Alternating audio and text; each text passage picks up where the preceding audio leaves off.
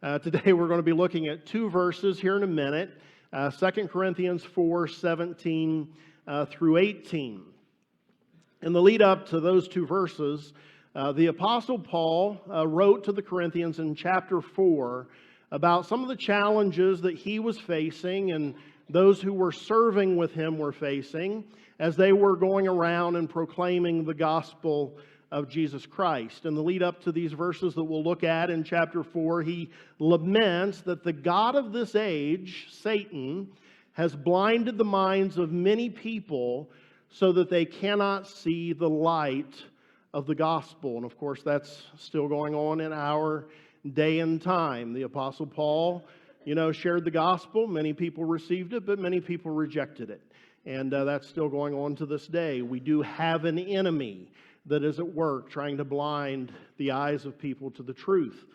Paul goes on and he shares how he and his team speak plainly to people about the gospel, that they don't try to win people through deception. They don't try to win people by distorting the truth of the gospel.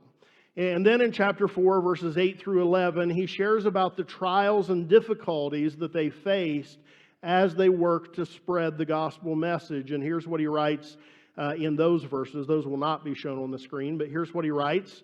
We are hard-pressed on every side, but not crushed, perplexed, but not in despair, pressed on every side, I already read that, sorry, persecuted, but not abandoned, struck down, but not destroyed. We always carry around in our body the death of Jesus, so that the life of Jesus may be revealed in our body.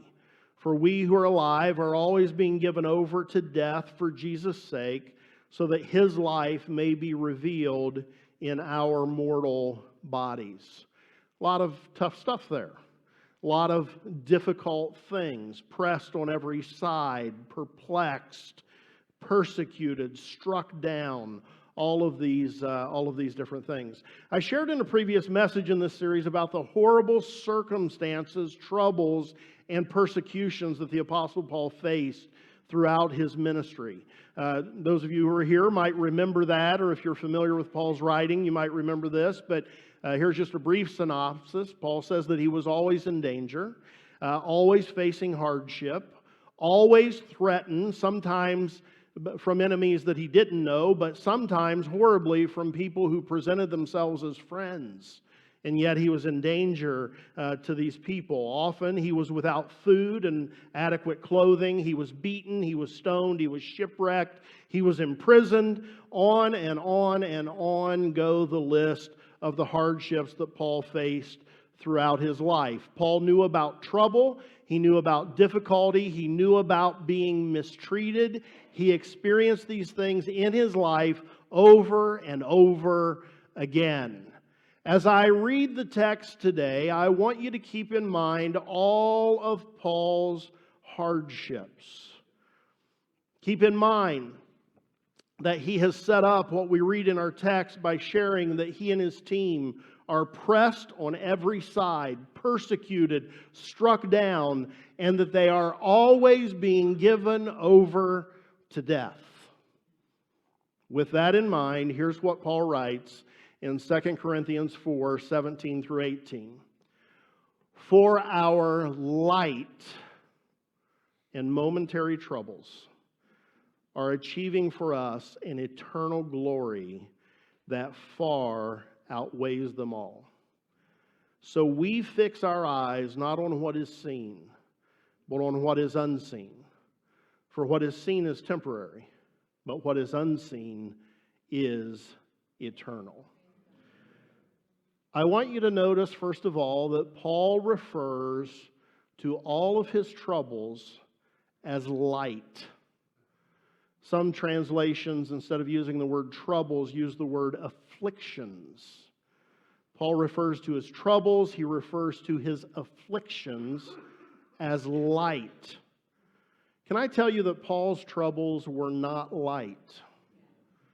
Paul's troubles were bitter and they were cruel. Who would consider being shipwrecked multiple times light troubles? Can you imagine the second shipwreck? It's like, I've already done this. Why am I doing this again? And then the third one. What is going on here? Is being on the open sea, a day and a night, a light trouble? It's not. It's not, especially not when you see that fin pop up out of the water. It's not a light trouble.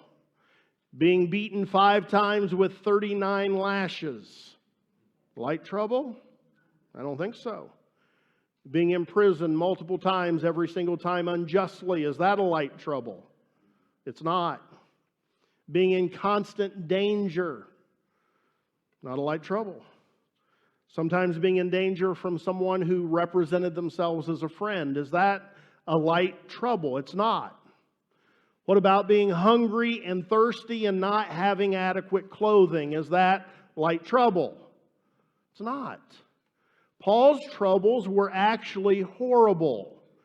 They were truly bitter and cruel. They were not light, and yet he refers to them as being light. How can he do that?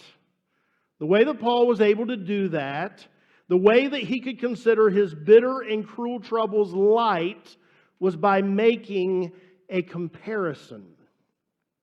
He made a comparison. He compared his troubles to what he calls eternal glory, that he explains far outweighs all the troubles. Many translations of the Bible call this an eternal weight of glory.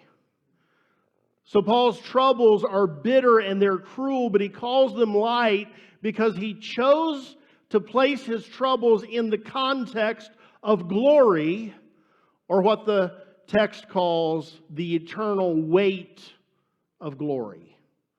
When he compares his troubles to this eternal weight of glory, he's able to call truly awful hardships light troubles.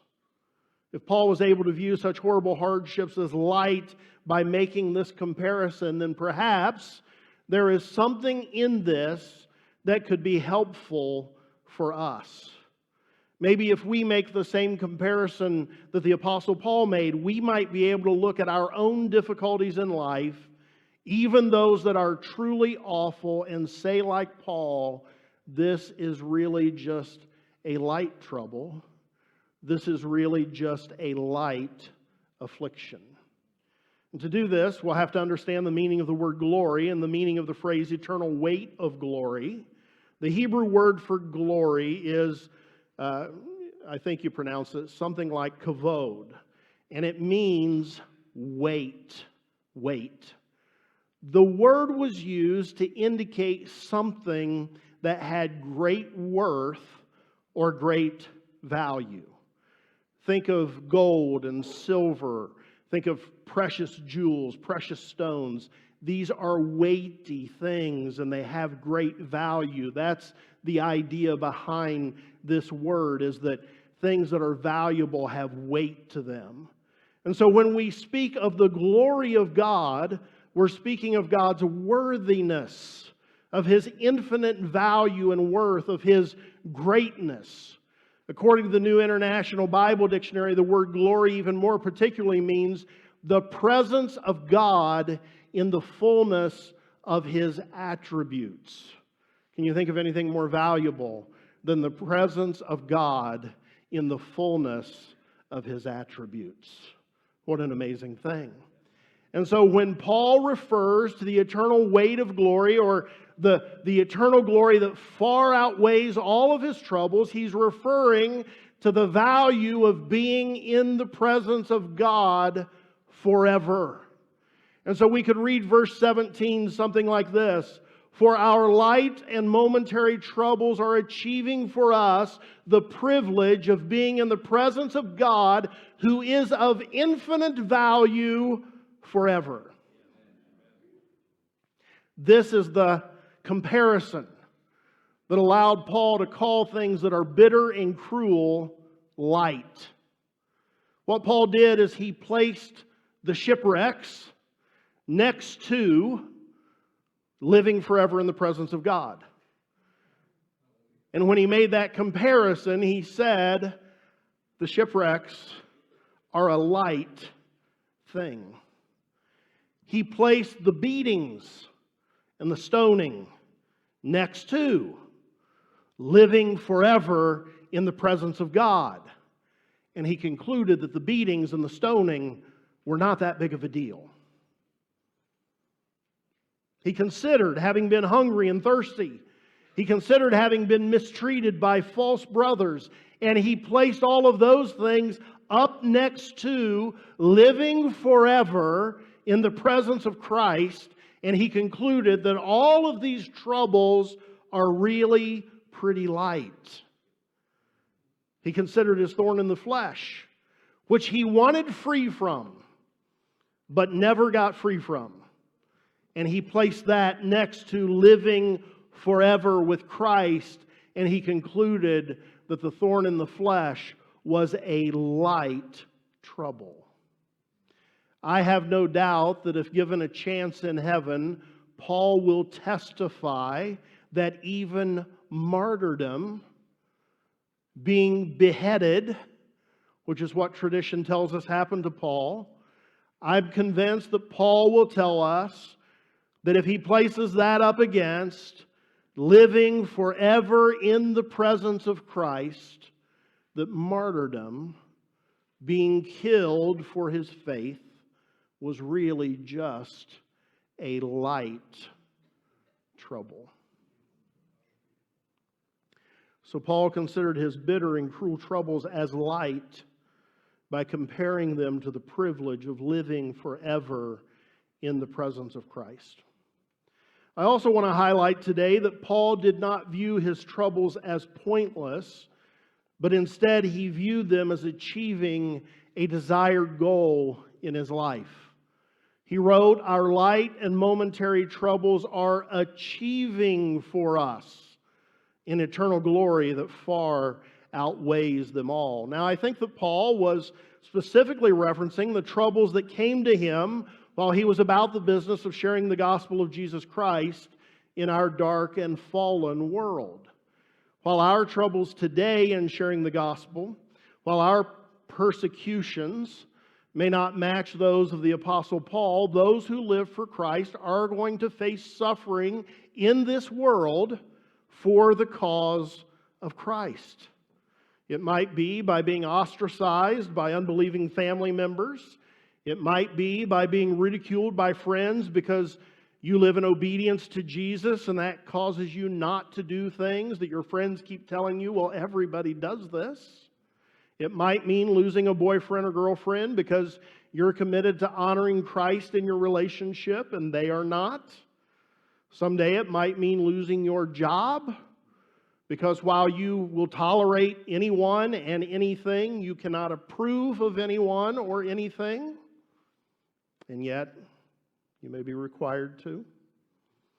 It might mean being avoided by your neighbors because you tried to share your faith, and now that person has told the entire neighborhood that you cornered them. You cornered them and would not let them go, and you were trying to proselytize them. And so now all the neighbors run when you come out of your house. And when these things happen to us, the Apostle Paul would say they are achieving for us an eternal weight of glory. They are achieving for us this blessing of living forever with Christ. Now, we know that Paul did not believe in a works-oriented salvation. And so he certainly doesn't mean that the troubles we face for the cause of Christ are earning salvation for us. That's not what he means. I think that this phrase, achieving for us, is essentially Paul's way of saying this is the path that believers walk toward the destination of living forever with Christ. This is just simply what it is. This is the path that you're going to walk. These troubles are just a part of the journey that are going to lead us to the destination of living forever with Christ. Paul did not view troubles as pointless. He viewed them as leading to a desired goal.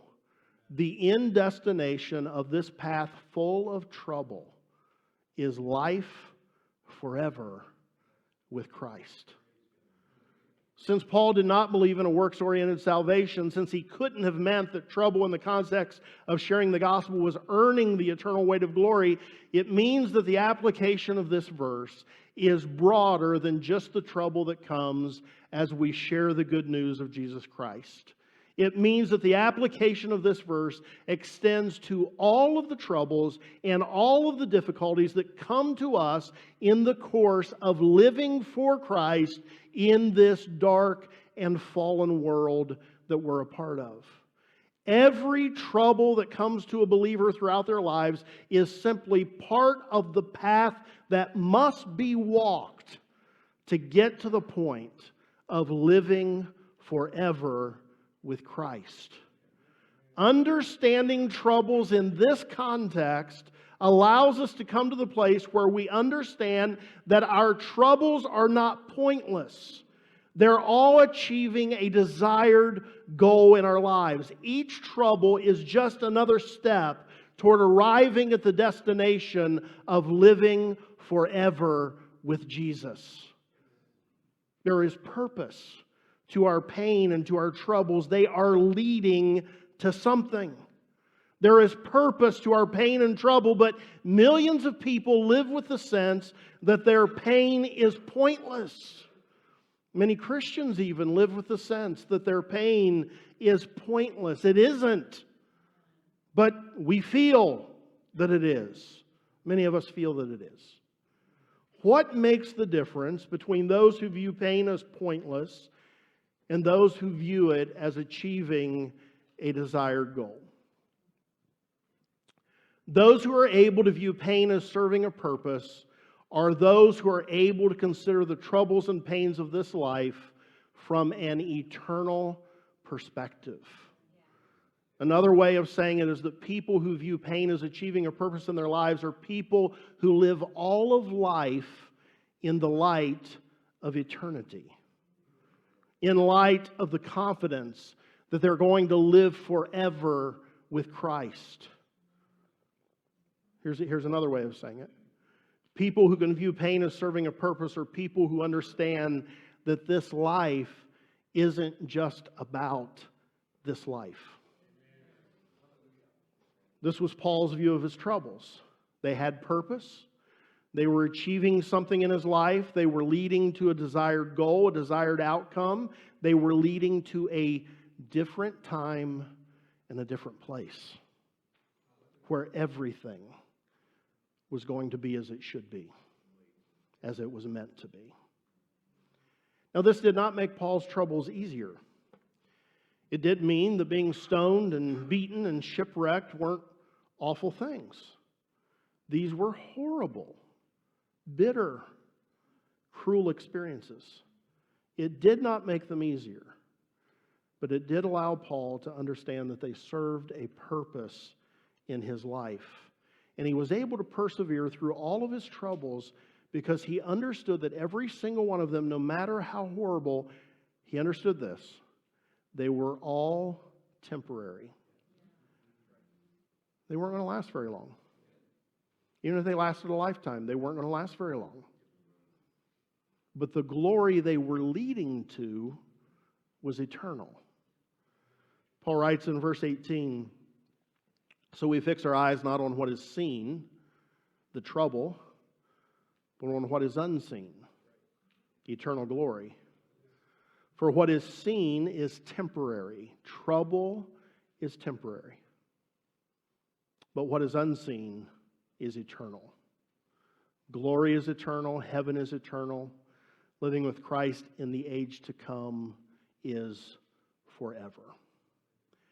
This was Paul's view about troubles in this dark and fallen world. All his troubles in this life, compared to eternal glory, they were light. Compared to living with Jesus forever, they were light. And so he could persevere because he knew that the troubles were temporary, but he had forever with Jesus ahead of him. I genuinely do not mean any disrespect to anyone's troubles here today. I know that some of you have faced truly awful things in your life. Some of you today are in the midst of experiencing deep heartache in your life for any number of reasons.